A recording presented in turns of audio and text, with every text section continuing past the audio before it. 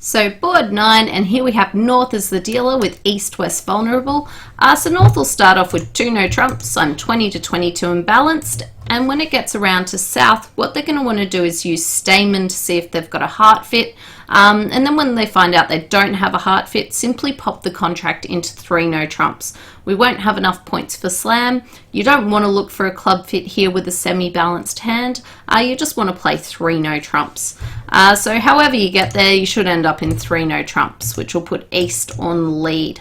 Now, East will start off with a diamond lead, and from the lead, we're going to get ourselves to a total of 8 top tricks.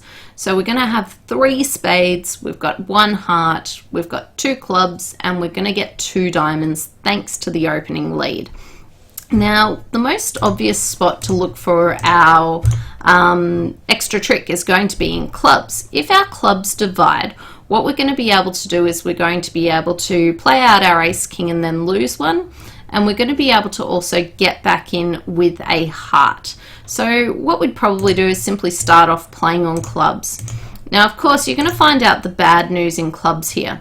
And also note that East has a tough pitching decision here. They can't afford to pitch a spade. If they do, if North's on the ball, they might find later on in the hand that they are able to play all their spades to win all 4 spade tricks. So East will probably be best just pitching a diamond trick.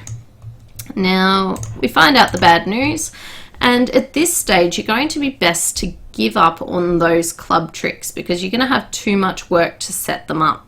Now, what you can do is revert your plan to getting an extra trick out of hearts, and there's a couple of different ways of doing this. You might take the straight finesse towards the queen, and then you could probably revert to taking the finesse against also the jack.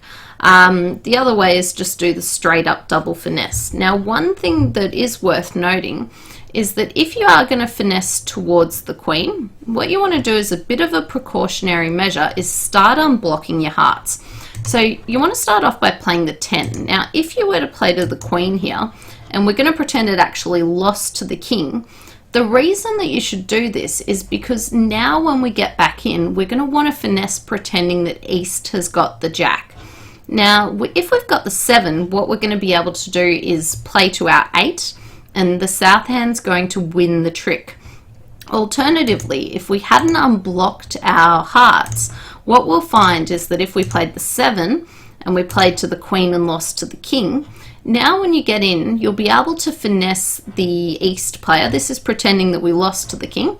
So you will be able to finesse the East player, but you're going to have the problem that when you finesse, you're still going to be in the north hand if the jack is on side, when you actually wanted to be in south to win that extra heart trick. So just a little precautionary measure there. So your 2 options, you could take the finesse towards the queen, and if you lose to the king, then finesse against the jack. Alternatively, you could just do the double finesse straight from the start, which would simply be running the 10 to find out what's going on. I like running the 10 a bit better. So we will end up coming to our 9 tricks if we start to give up on the clubs.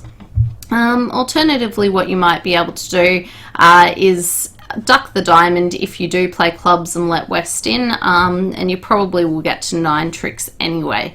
But it's really important to see that unblocking position in North. It often happens that you have to be a little bit creative when you're with your entries if you've got one quite strong hand opposite one quite weak hand.